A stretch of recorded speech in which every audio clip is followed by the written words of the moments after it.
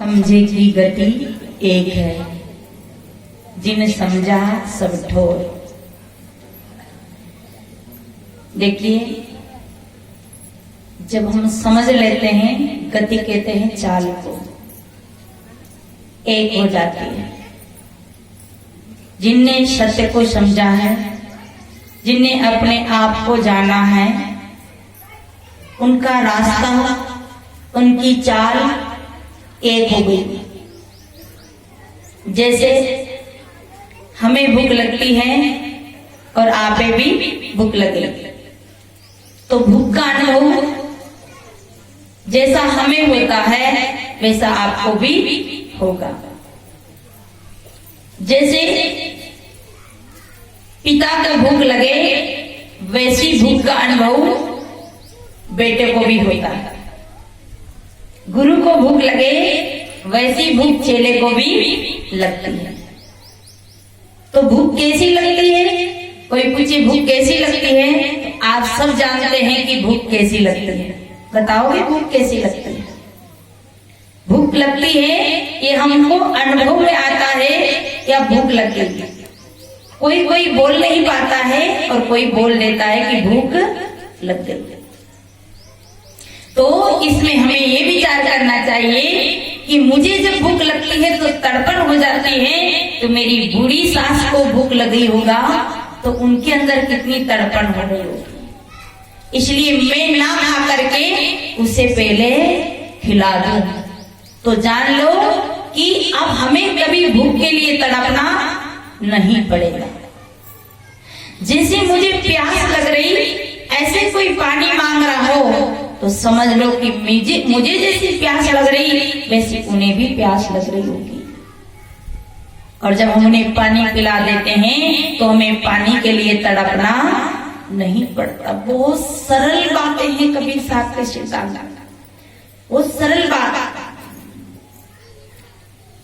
हमें कोई हमारे अंग में कोई फोड़ा हो जाए, पेट में दर्द हो, कान में दर्द हो, तो जब हमें दर्द की पीड़ाएं होती हैं तो समझ लो कि ऐसी ही किसी को दर्द हो तो ऐसी ही पीड़ा उन्हें भी होती होगी। इसलिए हमें जब दवाई की आवश्यकता पड़ती है, सहयोग करने की आवश्यकता पड़ती है, मदद लेने की आवश्यकता पड़ती है, तो हम भी मदद लेते हैं, तो हम भी दूसरे की मदद करने लग जाए। समझे की गति एक है। हमारा कोई दिल दुखा दे, हमें कोई कुछ भला बुरा कह दे तो हमें कितना कष्ट होता है। तो समझ लो कि जैसा कष्ट मुझे होता है ऐसा ही कष्ट दूसरे को भी होता होगा। तो समझे कि गति एक है। अब दूसरी बात है कि जो भजन का सुख है, आत्म अनुभूति का सुख है, जो परम शांति का सुख है, ये जो ज्ञानी जन, ये महापुरुष रात दिन ग्रंथों के माध्यम से सिद्धांत की चर्चा करते हैं, बातें करते हैं, तो वो कैसा अनुभव होगा, कैसा सुख होगा, वो हमें देना चाहते हैं। क्योंकि वो उस गति को, उस चाल को, उस राज को, उस रहस्य को समझ लिए, तभी वो हमें पुकार पुकार के कह रहे हैं, हो हजूर ठाड़ कहते हो अपते समर समार।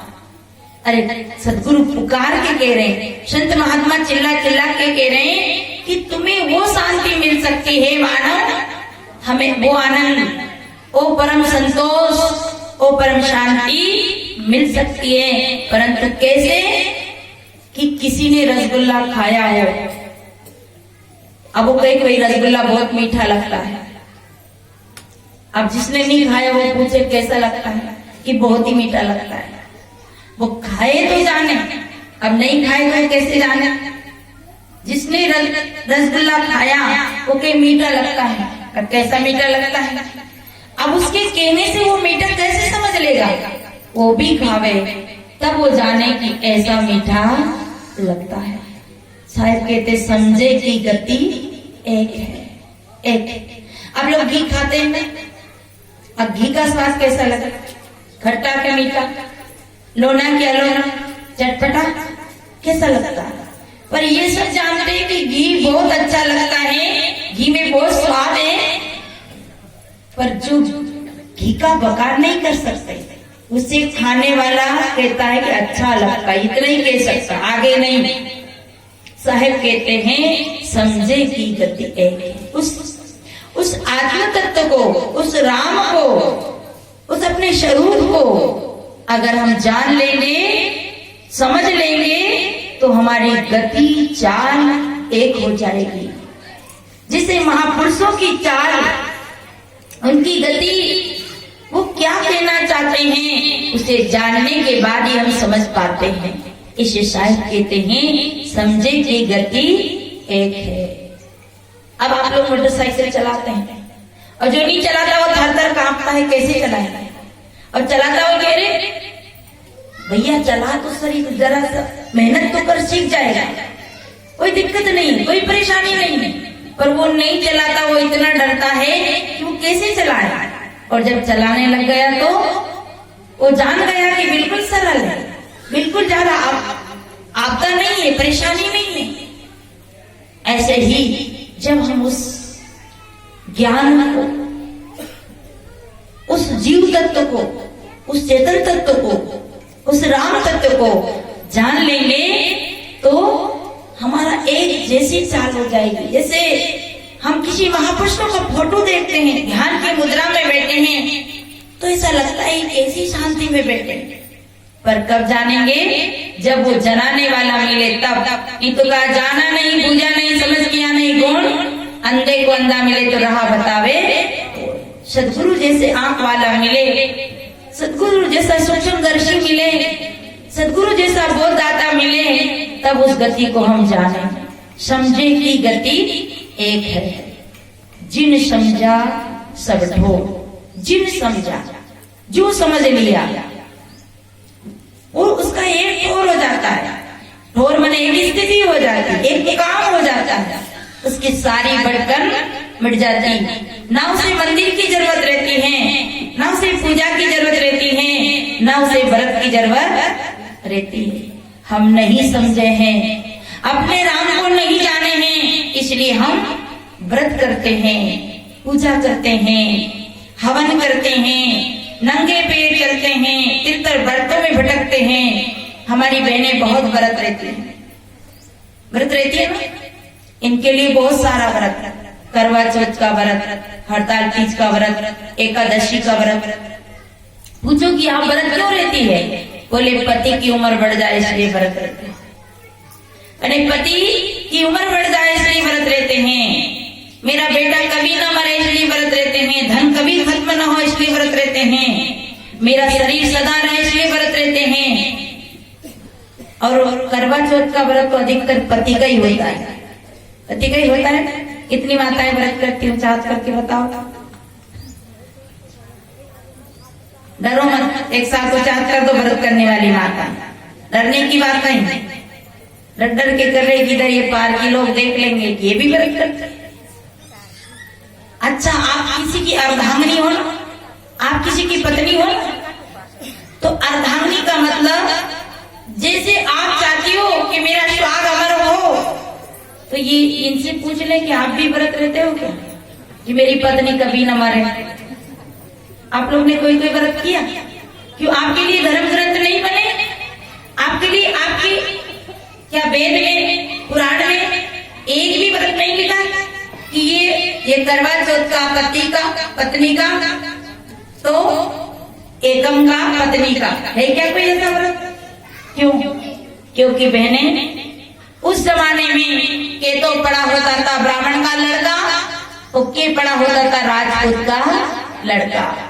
न नारी पड़ी होती थी, न शूद्र पड़े होते थे, और जो लिख दिया वो हमने मान लिया, आगे हमें कोई पता नहीं। जो लिखा है वो सत्य है, और उसी सत्य को मान के हम चले जा रहे हैं। विचार करिए, जब आपके बरस से उम्र बढ़ जाती हो, तो जिसका पति शराब पीता हो, जिसका पति लड़ता हो, उस पत्नी को व्रत नहीं लेना चाहिए ताकि वो मर जाए, ताकि वो सुखी हो जाए।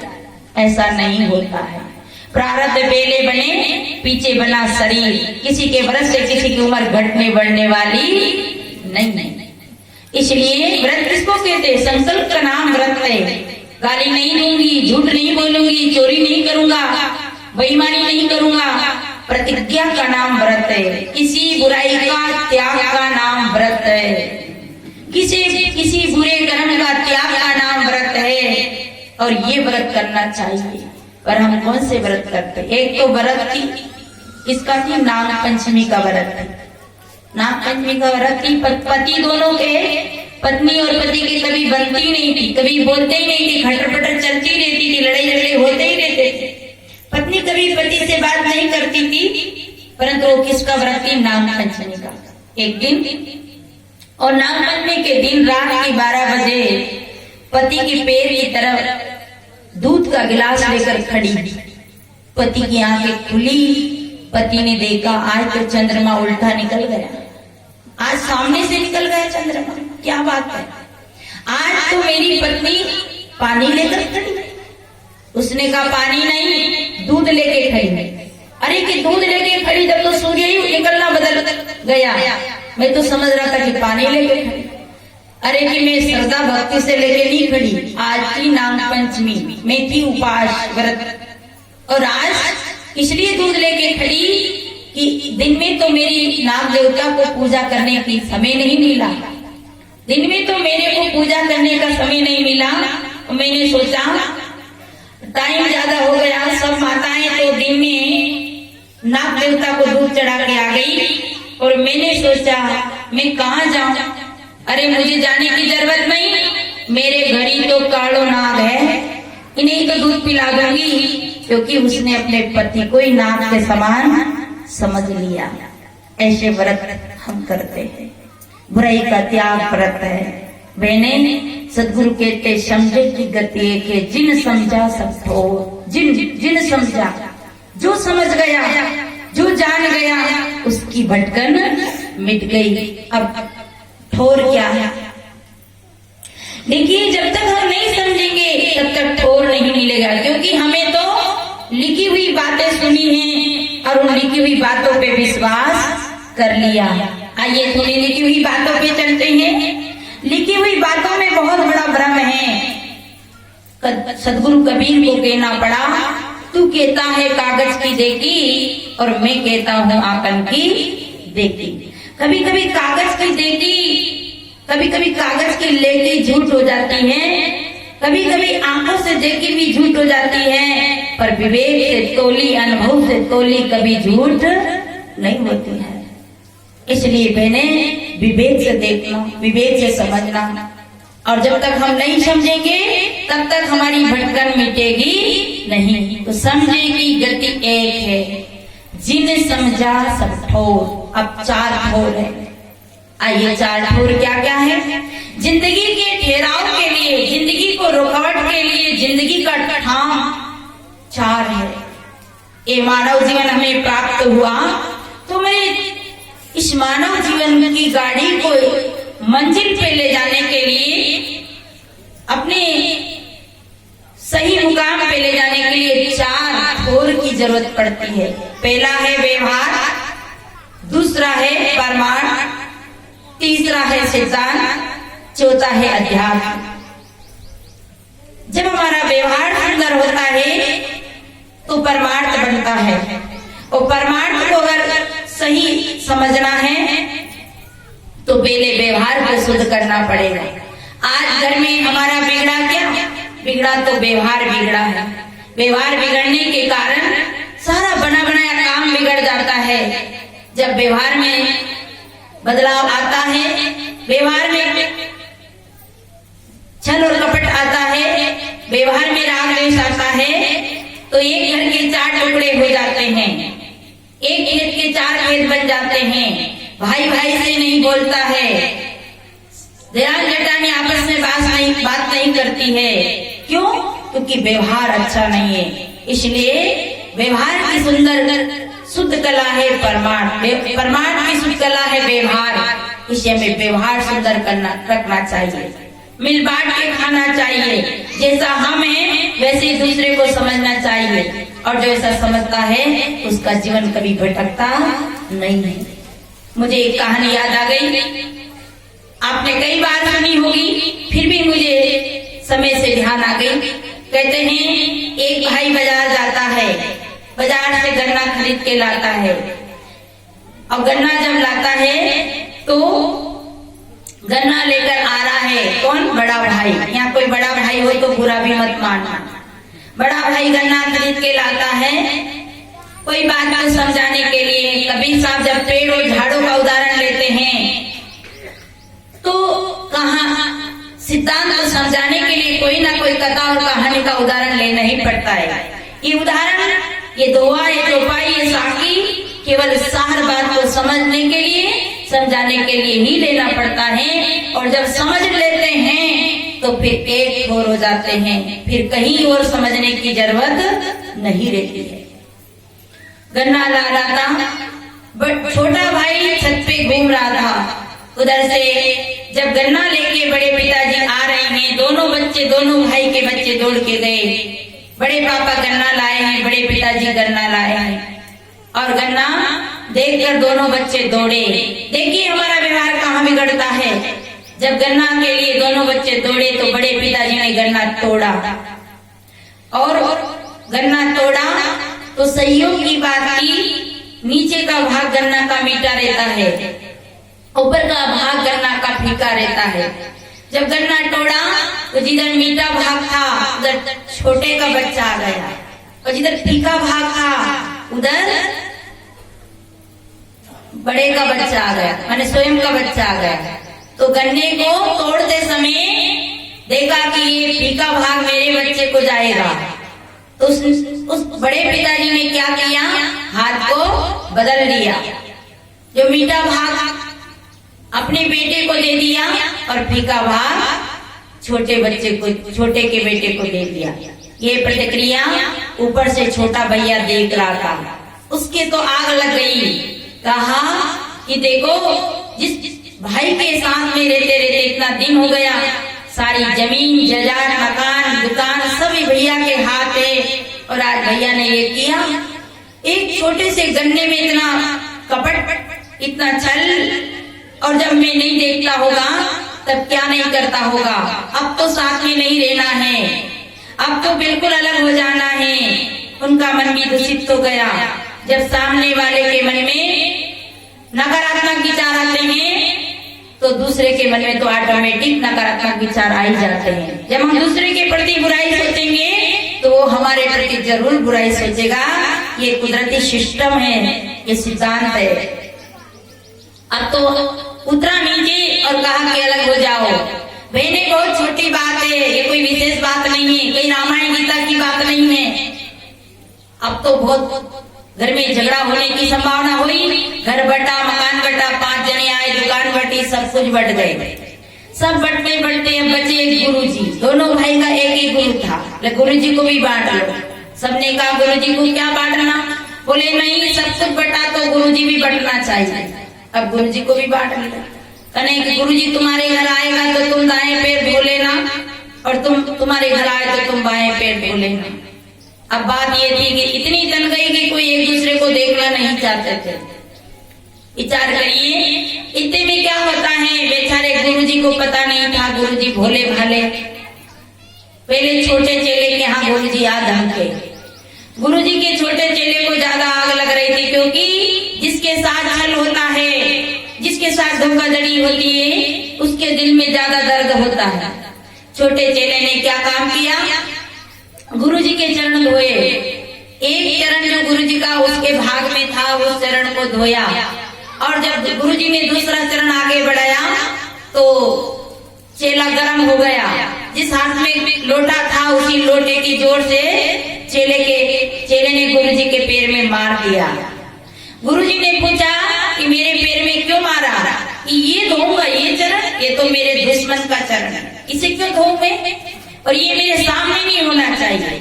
देखिए, एक बाप का बेटा जब झगड़े में आ जाते हैं, लड़ाई हो जाती है, राग द्वेष में आ जाते हैं, तो एक को एक देखना नहीं चाहते। चेला ने जोर से गुरुजी की मारी तो गुरुजी का पैर सूज गया। गुरुजी लड़खड़ाते हुए दूसरे चेले के यहाँ गए। दूसरे चेले के यहाँ जब गए तो दूसरा चेला भी थाली लोटा लेकर खड़ा था, तैयार था। अब उसे क्या पता, अब गुरुजी आए, बढ़िया आसन लगाए, बिठाए, चरण धोने के लिए बड़ा चेला खड़ा था। इतने में गुरुजी लड़खड़ाते हुए आए, चरण धोने लगे, तो बड़े चेले के भाग में वही चरण था जिसको लोटा मारा गया था। अब आगे बढ़ाया, चेले ने पूछा, बड़े चेले ने, गुरुदेव ये पैर में क्या हो गया? तो गुरुजी बोले कि आजकल के चेले कलयुगी है, ये कलयुगी चेले ने इतनी जोर से लोटा मारा, मेरे पैर में सूजन आ गई। ये तेरे भाई छोटा कहता है ये मेरे दुश्मन का पैर है, इसे धोया तो नहीं पर जोर से लोटा मारा। तब तो बड़ा चेला क्या बोला, फेरो गुरुजी, उसने लोटा मारा, अब मैं उसके पैर को काट के रहूंगा। वो कुल्हाड़ी लेने गया, और वो कुल्हाड़ी लेने गया, गुरुजी आगे भगे, चेला पीछे, ठहरो गुरुजी। गुरुजी ने सोचा ये तो मारा ही है, ये तो काट देगा। सज्जनों, आगे आगे गुरुजी भग रहे, पीछे पीछे चेला। क्योंकि जब राग और देश आते हैं, क्योंकि उन्हें ठोर नहीं समझा, सार नहीं समझा, प्रेम और भक्ति नहीं समझी, एक दूसरे की मित्रता नहीं समझी, भाईचारा नहीं समझा, इसलिए ये दशा घर में होती है। इसलिए कहा है, राम मिलेगे